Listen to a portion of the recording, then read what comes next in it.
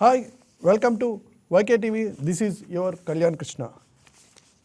ఈరోజు వార్తల్లోని ముఖ్యాంశాలు చూద్దాం. ఈరోజు న్యూస్ పేపర్స్లో ఏవి హెడ్లైన్స్గా వచ్చాయనేటువంటి విశేషాలతోటి అనంతరం ముఖ్యమైనటువంటి వార్తకు సంబంధించినటువంటి డిబేట్లోకి వెళ్లే ముందు ఈరోజు ఈనాడు ఇచ్చినటువంటి హెడ్లైన్ న్యూస్ చూస్తే ఐటీకి సిలికాన్ వ్యాలీ, క్వాంటంకు అమరావతి అంటూ సీఎం చంద్రబాబు నాయుడు విద్యార్థులను ఉద్దేశించి చేసినటువంటి ప్రసంగం నుంచి హైలైట్స్ ఇవ్వడం జరిగింది. ఈ టెక్నాలజీ రాజధాని నుంచే దేశ క్వాంటం కంప్యూటింగ్కు భవిష్యత్తు నిర్మాణం జరుగుతుందనేటువంటి ఆశాభావాన్ని ఆయన వ్యక్తం చేయడం జరిగింది. ఏపీ నాయకత్వం వహిస్తుంది, బట్ అనుసరించదు అని కూడా ఆయన సీఎం చంద్రబాబు నాయుడు స్టేట్మెంట్ ఇవ్వడం జరిగింది. ఈ టెక్నాలజీలో ఏపీ నుంచి నోబెల్ సాధిస్తే 100 కోట్ల నజరానా అంటూ కూడా ఒక ప్రోత్సాహకాన్ని కూడా ఆయన ప్రకటించడం జరిగింది. మరో వార్త చూస్తే పోలవరం అంచనాలు అంచెలంచెలుగా పెరుగుతున్నట్టుగా కనబడుతుంది. పోలవరం అంచనాలు 62,436 కోట్లకు చేరుకునేటువంటి అవకాశం ఉందని ఒక వార్త ఇవ్వడం జరిగింది. రెండో దశకు 32,000 కోట్లు అవసరం అంటూ ఈ వార్త క్యారీ చేసింది. త్వరలో కేంద్రానికి దీనికి సంబంధించినటువంటి ప్రతిపాదనలు రాష్ట్ర ప్రభుత్వం ఇచ్చేటువంటి ఛాన్స్ ఉన్నట్లుగా ఒక వార్తను వీరు క్యారీ చేయడం జరిగింది. తొలి దశ వరకు 30,436.95 కోట్లు ఇప్పటివరకు కేంద్రం ఇవ్వాల్సి ఉండగా ఇప్పటివరకు మంజూరు చేసింది. దాంట్లో 23,658 కోట్లు కేంద్రం రిలీజ్ కూడా చేయడం జరిగింది అనే వార్తను క్యారీ చేశారు. మరో ముఖ్యమైనటువంటి వార్త ఇంటర్నేషనల్ న్యూస్ కింద గత కొద్ది రోజులుగా మనం చూస్తుంది. బంగ్లాదేశ్పై భారత్ ఆగ్రహం అంటూ ఒక వార్తని ఈనాడు క్యారీ చేయడం జరిగింది. దాంట్లో ఢిల్లీలోని హై కమిషన్ ఎదుట విహెచ్పి ధర్నా చేసింది. దీనికి సంబంధించి ఇతర పార్టీల కన్నా కూడా ఎక్కువ విహెచ్పి తన ఆగ్రహాన్ని వ్యక్తం చేస్తున్నట్టుగా మనకి వార్తల్లో అర్థమవుతుంది. సబ్ రిజిస్ట్రార్ నివాసంలో ఏసీబీ సోదాలంటూ మరొక వార్తను క్యారీ చేసింది. వేల కోట్ల రూపాయలు సబ్ రిజిస్ట్రార్ ఆఫీసులో చేతులు మారుతున్నాయి. వాటికి సంబంధించి ఏసీబీ దాడులు మరింత కొనసాగిస్తే బాగుండే ఛాన్స్ ఉంది. ఆ వార్తకి ఇంపార్టెన్స్ ఇచ్చింది ఈనాడు. అదేవిధంగా కనకమేడల రవీంద్ర కుమార్ టీడీపీ నాయకుడిగా అనేకసార్లు మనకి తెర మీద కనపడేటువంటి వీరికి రాజ్యసభ సభ్యుడిగా కూడా ఉన్నారు. వీరికి అదనపు సొలిసిటర్ జనరల్గా ఇచ్చినటువంటి కేంద్రం ప్రకటించింది. దానికి సంబంధించినటువంటి వార్త కూడా ఈనాడు క్యారీ చేయడం జరిగింది. మరో ఆంధ్రజ్యోతికి సంబంధించిన విషయం ఒకసారి చూద్దాం. క్వాంటంకు సంబంధించే ఈ వార్త కూడా క్యారీ అయింది. క్వాంటం భవిత బంగారం అంటూ వార్త క్యారీ చేయడం జరిగింది. ఆ కొత్త ఆవిష్కరణకు అందించే పూచి తనదిగా చంద్రబాబు నాయుడు ప్రకటించడాన్ని కూడా ఈ ఆంధ్రజ్యోతి హైలైట్ చేయడం జరిగింది. కొండపై కల్తీకి కట్టడి అంటూ మరొక వార్త క్యారీ చేసింది. టీటీడీ కఠిన చర్యలు తీసుకుంటుంది, అవన్నీ ఫలిస్తున్నాయి అనేటువంటి వార్త. అదేవిధంగా కనకమేడలకు సంబంధించినటువంటి వార్త కూడా ఆంధ్రజ్యోతి హైలైట్ చేయడం జరిగింది. దీంతోపాటు కొన్ని సపరేట్ హైలైట్స్ ఇచ్చారు. హీరోయిన్ల డ్రెస్సింగ్ సెన్స్ పాటించాలంటూ శివాజీ చేసినటువంటి కామెంట్స్ని కూడా ఒక హైలైట్గా ఇవ్వడం జరిగింది. అయితే దీనికి సంబంధించి శివాజీ కూడా తర్వాత క్షమాపణ కూడా కోరడం జరిగింది. సో నెక్స్ట్ ప్రియాంకను ప్రధానిగా ప్రజలు చూడాలనుకుంటున్నారనేటువంటి వార్తని ఆంధ్రజ్యోతి క్యారీ చేసింది. ఈరోజు మన డిబేట్ ఇదే విషయంపై చర్చ ఉండేటువంటి అవకాశం ఉంది. రికార్డుపై బాహుబలి గురి అంటూ ఈరోజు బ్లూబర్డ్ బ్లాక్ 2 ప్రయోగానికి సిద్ధమైంది ఇస్రో. దానికి సంబంధించినటువంటి వార్త క్యారీ అయింది. ఈరోజు 8:55 ఈ శాటిలైట్ అప్లింక్ అయ్యేటువంటి ఛాన్స్ ఉంది. సో దానికి సంబంధించి మనం కూడా 8:55కి దాన్ని వీక్షించేటువంటి ప్రయత్నం చేద్దాం. నెక్స్ట్ రోడ్డుపై నడిపిస్తూ స్టేషన్కు అంటూ గర్భిణిపై వైసీపీ కార్యకర్త దాడికి సంబంధించినటువంటి వార్తను కూడా ఆంధ్రజ్యోతి క్యారీ చేయడం జరిగింది. ఇక సాక్షి విషయానికి వస్తే సాక్షిలో ముఖ్యంగా ఈరోజు హైలైట్ చేసింది కేసులు కంచికి అంటూ ఒక వార్తను క్యారీ చేసింది. అటు స్కామ్లు ఇటు క్లోజర్లోనూ చంద్రబాబు స్కిల్ అంటూ ఒక వార్త క్యారీ చేసింది. నెక్స్ట్ టీడీపీ జనసేన దుష్ప్రచారం ఆర్బీఐ నివేదికతో బట్టబయలైందంటూ వైఎస్ఆర్సీపీ అధ్యక్షుడు జగన్మోహన్ రెడ్డి కామెంట్ని ఒకటి క్యారీ చేయడం జరిగింది. గత ప్రభుత్వ హయాంలో బ్రాండ్ ఏపీ దెబ్బతిందని టీడీపీ అంటుంది, అదంతా అబద్ధం అంటూ మరొక వార్తను క్యారీ చేయడం జరిగింది. సంపూర్ణంగా దీంట్లో సహజమైన ఇంపార్టెంట్ వార్తల కన్నా కూడా వైసీపీకి సంబంధించినటువంటి వార్తలు మనకి కనపడుతున్నాయి. సో ఈరోజు మన ముఖ్యమైనటువంటి చర్చ ఏదైతే ప్రియాంక గాంధీ ప్రధానమంత్రి ఫేస్గా ఉండబోతున్నారా, పీఎం ఫేస్గా ఆవిడ ఉండబోతున్నారా అనేటువంటి చర్చలోకి వెళ్ళే ముందు ఈరోజు మనతో డిబేట్లో పాల్గొనడానికి కోటేశ్వరరావు గారు, senior political analyst, senior journalist అయినటువంటి కోటేశ్వరరావు గారు వచ్చున్నారు. Sir, welcome to you sir.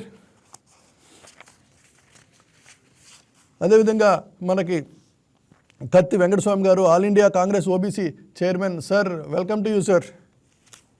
నమస్కారం సార్, ఈరోజు చాలా ముఖ్యమైన వార్తలు కూడా మనం వినడం జరిగింది. అయితే ఇందులో మేజర్గా Priyanka Gandhi as PM face, దీనికి సంబంధించి ఏమంటారు సార్? ప్రియాంక గాంధీ మరో ఇందిరాగాంధీ అవ్వనుందా భారతదేశానికి? కోటేశ్వరరావు గారు. ప్రియాంక గాంధీ గురించి రాబర్ట్ వాద్రా చేసినటువంటి వ్యాఖ్య, అదేవిధంగా ఒక కాంగ్రెస్ ఎంపీ చేసినటువంటి వ్యాఖ్య ఇమ్రాన్ మసూద్ చేశారు. అవును, ఇమ్రాన్ మసూద్ వార్త వచ్చింది.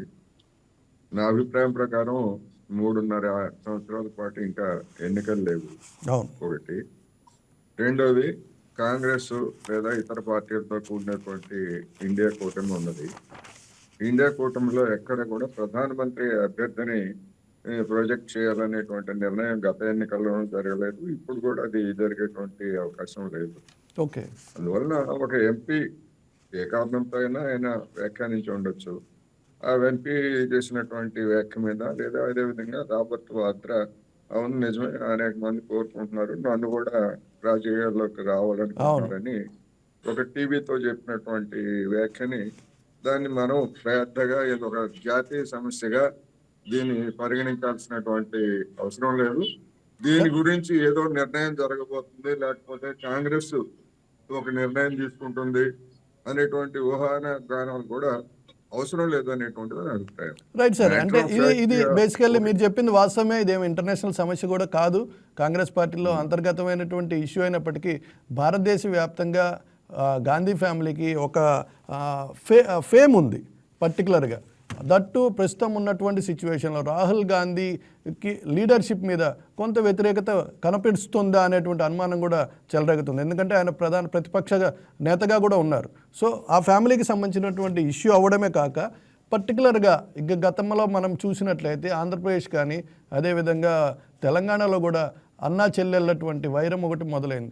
ఈ నిప్పు ఎవరు రాజేశారనేది పక్కన పెడితే ఇలాంటి నిప్పు అక్కడ అంటే రగులుకుండేటువంటి ఛాన్స్ లేదంటారా? అటువంటి ఛాన్స్ ఉందని నేను అనుకోవట్లేదు. గుడ్. అసలు ముందు కాంగ్రెస్ రివైవ్ కావాలి. రివైవ్ అయిన తర్వాత కదా, రివైవ్ కాకుండానే ఎవరు ప్రధానమంత్రి అభ్యర్థి అనేటువంటి చర్చ తీసుకురావడం అంటే అది కాంగ్రెస్ పార్టీ కానీ లేదా ఇండియా కూటమి ఎజెండా కానీ కాదు. అందువల్ల అటువంటి ఎజెండాను తీసుకొచ్చేటువంటి పార్టీలు బీజేపీ కావచ్చు, లేకపోతే కాంగ్రెస్ ను వ్యతిరేకించేటువంటి మీడియా సంస్థలు కావచ్చు, లేదా మీడియా వ్యాఖ్యాతలు కావచ్చు. అలాంటి దాన్ని, ఎందుకంటే నిజానికి అది ఒక సమస్య కాదు.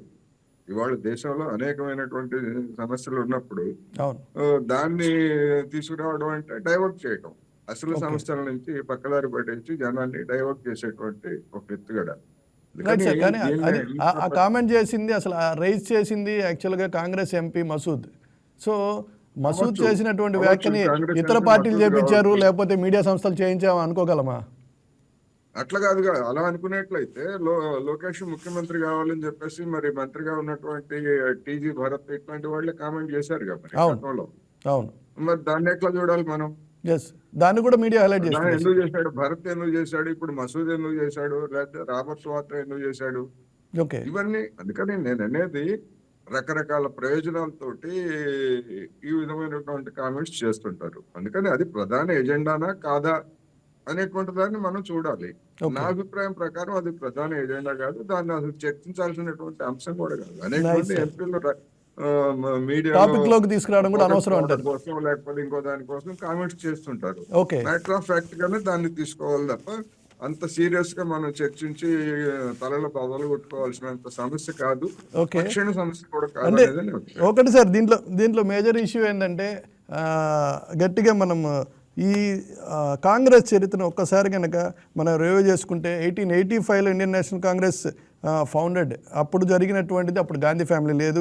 1915 to 20 Mahatma Gandhi emergency central leader of the Congress.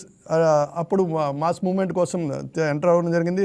1920 to 47 Mahatma Gandhi leads major Congress lead movements, non cooperation etcetera, అది కాంగ్రెస్లోనే జరిగింది.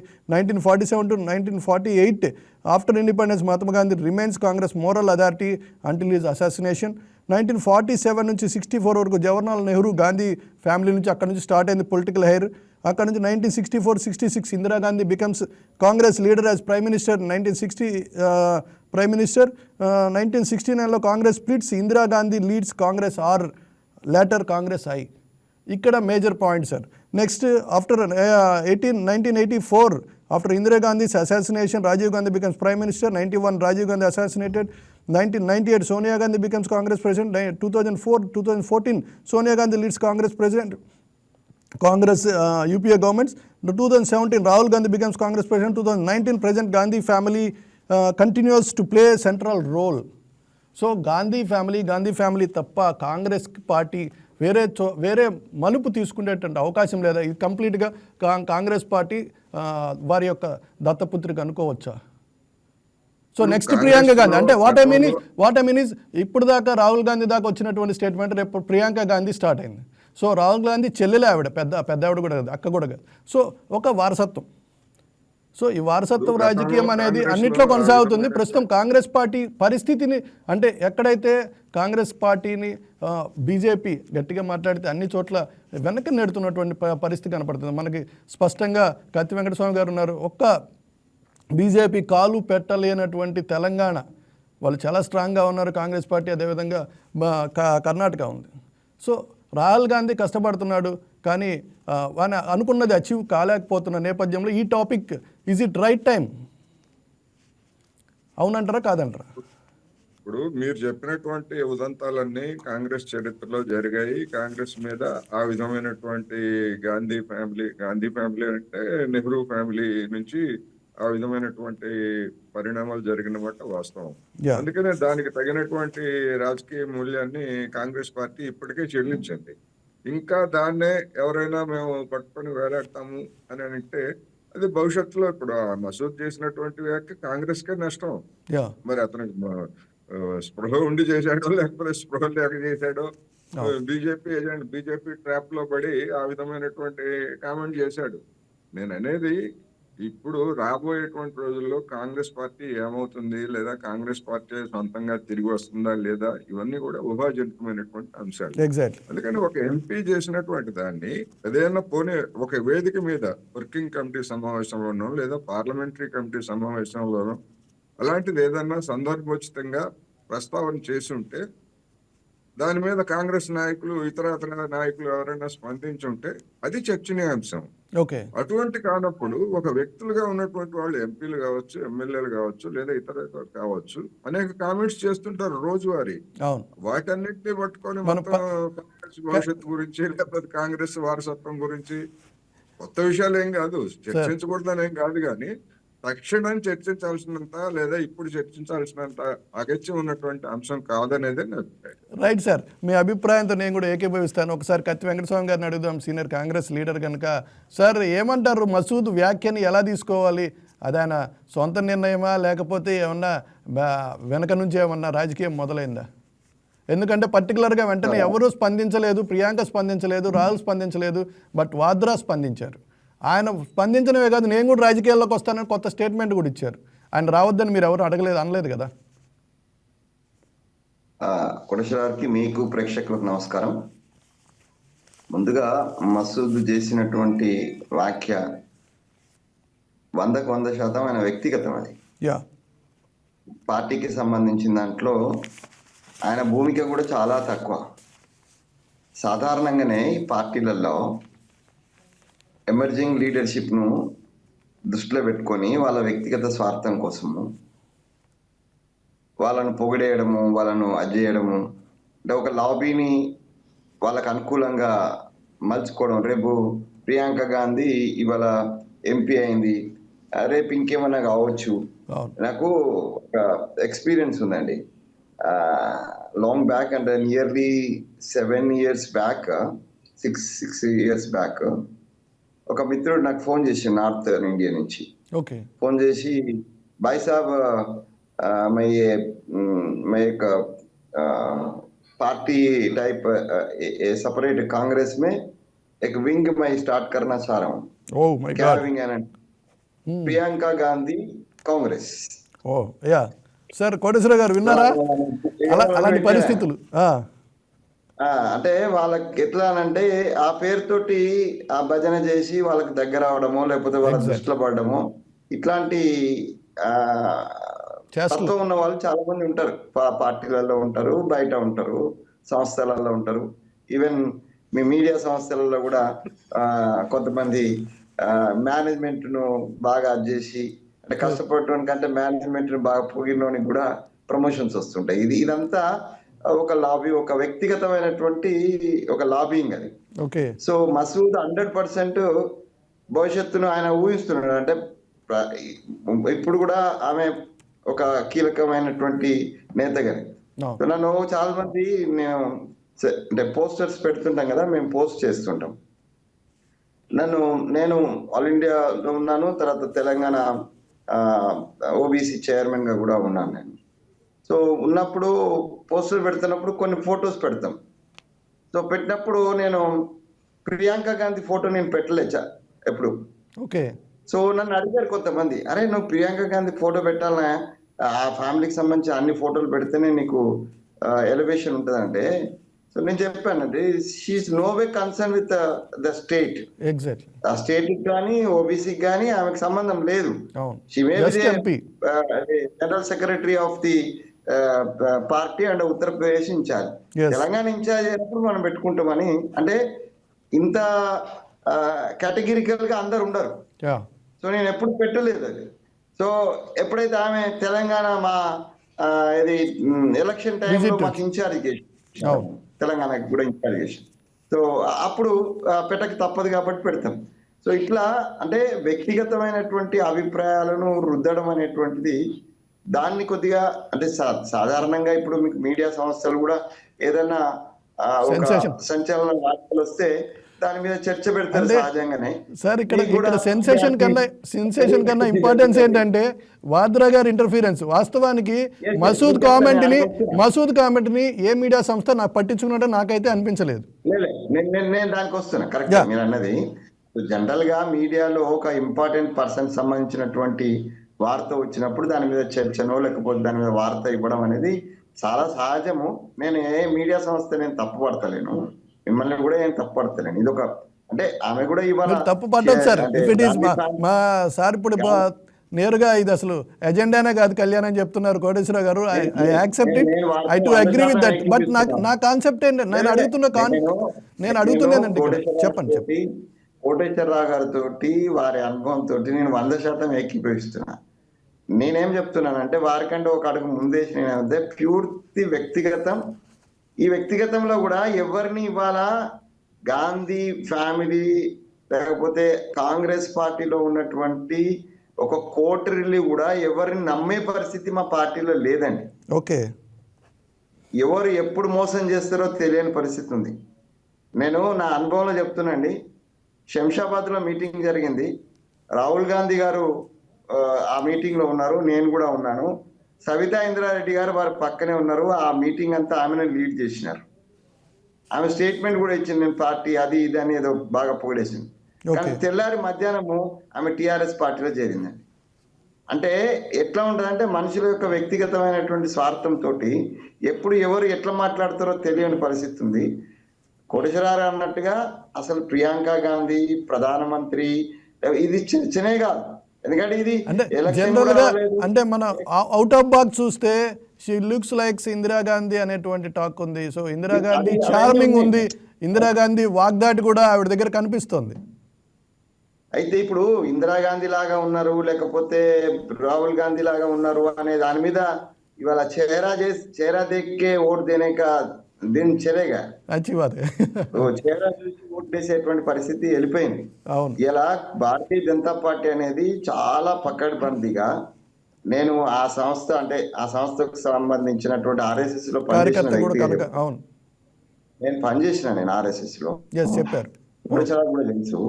చాలా పకడ్బందీగా ఒక వ్యూహాత్మకంగా 100 ఏళ్ల నుంచి కూడా వాళ్ళు టార్గెట్ చేసింది. అంటే మేము కూడా పనిచేస్తున్నప్పుడు గాంధీ, నేను మొన్న చెప్పాను, నేను ఇవాళ చెప్తున్నాను, గాంధీ గారి విషయంలో మేము సంఘలో పాల్గొన్నప్పుడు ఇప్పుడు బయట ఏదో చెప్పినా కూడా ఇంటర్నల్ గా గాంధీ గారి విషయంలో మొదటి నుంచి ఆర్ఎస్ఎస్ విషయం కక్కేది. మాకు అప్పుడు అర్థం కాకపోయింది చిన్న పిల్లలం. మాకు అర్థం కాకపోయింది. అంటే గాంధీకి సంబంధించి ఒక నెగిటివ్ కోణాన్ని ఎత్తేటువంటి ప్రయత్నం ఆర్ఎస్ఎస్ ఇంటర్నల్ గా చేసింది.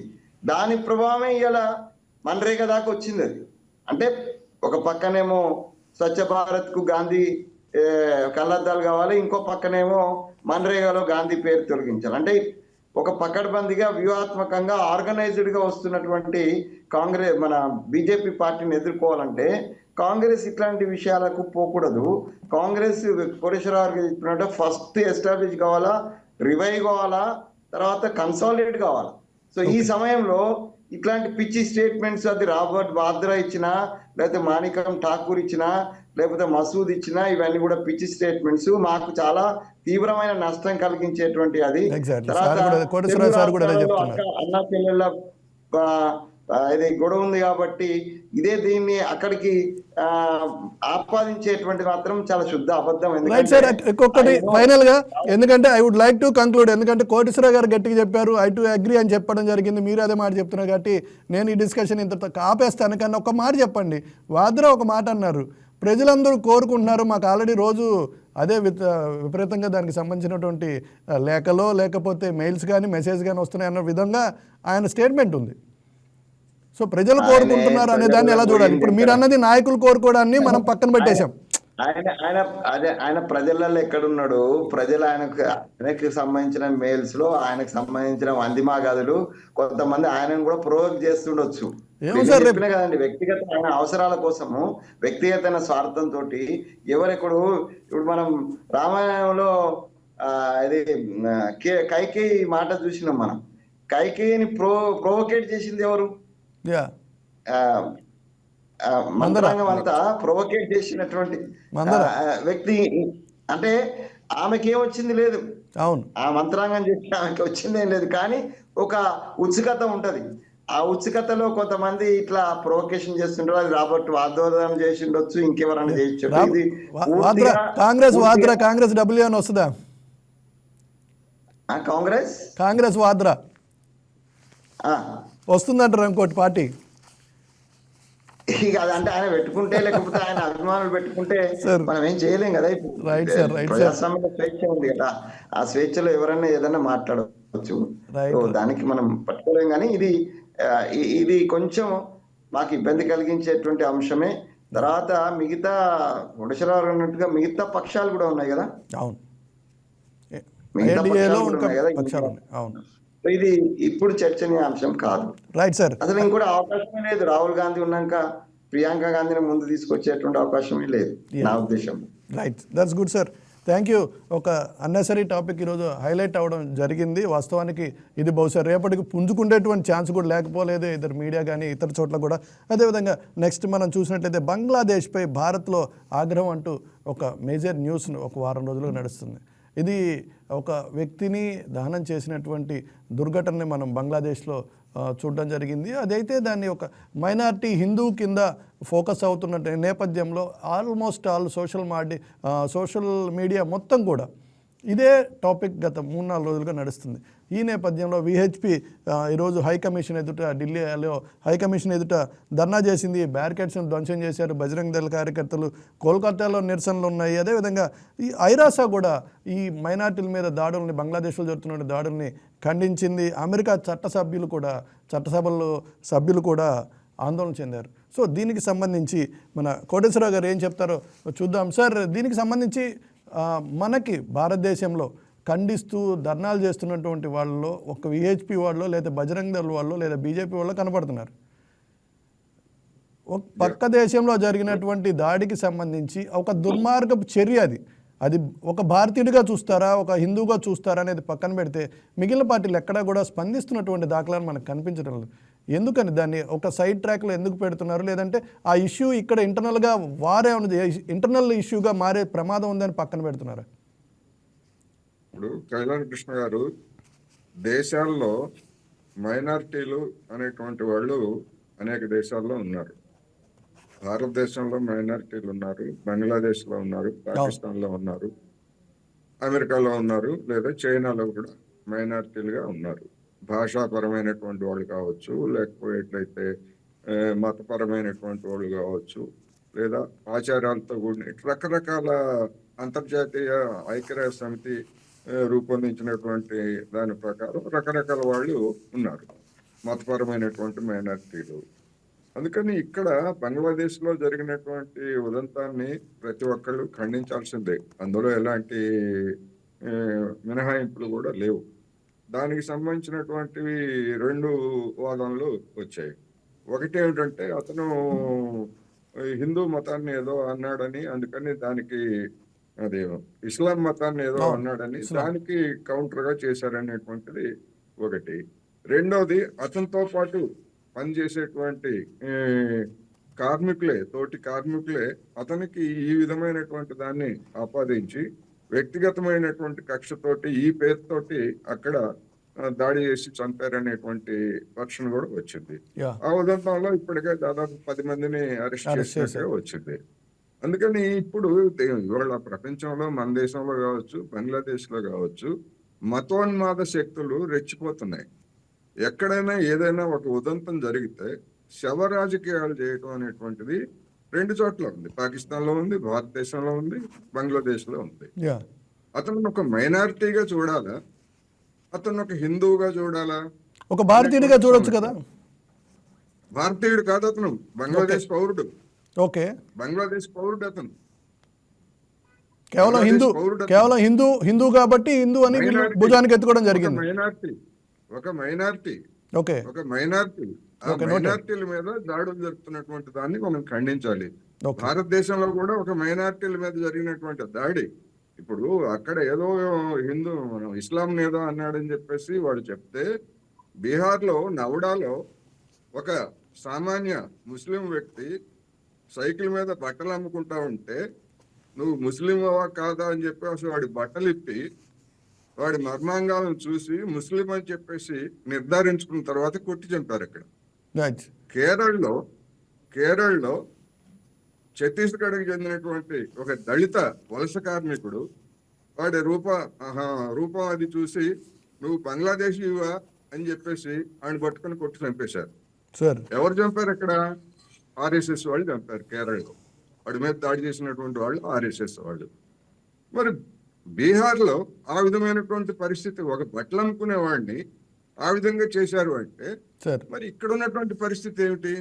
దీని గురించి మరి ఎన్ని మీడియా సంస్థలు దీని మీద చర్చించాయి, లేకపోతే ఎన్ని మీడియా సంస్థలు దీని గురించి మాట్లాడాయి? అందుకని ఒక విషపూరితమైనటువంటి వాతావరణాన్ని అక్కడ ఏదన్నా జరిగితే, ఇక్కడ మీరు అన్నారు మిగతా పార్టీలు ఎందుకు పట్టించుకోలేదని. మిగతా పార్టీలు పట్టించుకోకపోవడం కాదు, అన్ని పార్టీలు ఖండించాయి ఆ ఉదంతాన్ని. సిపిఎం కావచ్చు, కాంగ్రెస్ కావచ్చు, అన్ని పార్టీలు ఖండించాయి, మైనార్టీల మీద దాడుల్ని ఖండించాయి. ఖండించింది ఎవరంటే నరేంద్ర మోడీ గారు. ఓకే, నరేంద్ర మోడీ గారి నుంచి ఏమన్నా ఒక ప్రకటన వచ్చిందా ఇప్పటికి? అవును, రాలేదు కదా. రాలేదు, అందరికీ తెలుసు కదా మనకి. ఎందుకు రాలేదు? ఒక దేశ ప్రధాని ఆయన బీజేపీ నాయకుడు కావచ్చు, లేకపోతే హిందుత్వ కావచ్చు, ఒక దేశ ప్రధానిగా మరి పక్కన జరుగుతున్నటువంటి దాని మీద ఎందుకు ఖండించలేదంటే రాజకీయం. విహెచ్పి లేదా బజరంగ దళ వాళ్ళు ఎందుకు రెచ్చిపోతున్నారంటే రాజకీయం. కావాలి, అటువంటి ఉదంతాలు కావాలి వాళ్ళకి. పక్క దేశంలో ఏ దేశంలో అయినా అటువంటి ఉదంతాలు జరిగితే ఆ పేరుతో ఇక్కడ రెచ్చగొట్టడానికి అలాంటి ఉదంతాలు కావాలి. నేను అనేది ఇష్యూగానే చూడాలి, దాన్ని ఎవ్వరు సమర్థించట్లేదు. ఆ దుర్మార్గం ఏ పేరుతో జరిగినా గానీ, ఇస్లాంని కించపరిచాడన్నా లేకపోతే ఇంకోటన్నా ఏ పేరుతో చేసినా గానీ జరిగినటువంటిది దుర్మార్గం. అక్కడ మైనారిటీలకి భద్రత లేదు. గతంలోనే చూసాం, హసీనా ఉదంతాల సందర్భంగానే అనేక మంది, అక్కడ మైనారిటీలే కాదండి మెజారిటీల మీద కదా దాడి జరిగింది. మొన్న 2 పత్రికల కార్యాలయాల మీద దాడి జరిగింది. వాళ్ళందరూ ఎవరు? అక్కడ ఉన్నటువంటి జర్నలిస్టులు గాని, దాని యాజమాన్యాలు గాని ముస్లింసే కదా. మరి దాన్ని వదిలిపెట్టేసి మనం ఒక ఇన్సిడెంట్ ఖచ్చితంగా మొన్న జరిగింది వాస్తవం అంటే జర్నలిస్ట్ కార్యాలయం మీద దాడి జరిగింది. ఎజెండా ఏంటి? ఎవరి ఎజెండా ఇది? RSS BJP agenda. మరి ఆర్ఎస్ఎస్ బీజేపీ ఎజెండాని పట్టుకొని మనం పెద్ద ఎత్తున చర్చించి ఏం చేస్తారు చెప్పండి? ఉపయోగం లేదు. కానీ ఇది రాసుకుండేటువంటి ప్రమాదం.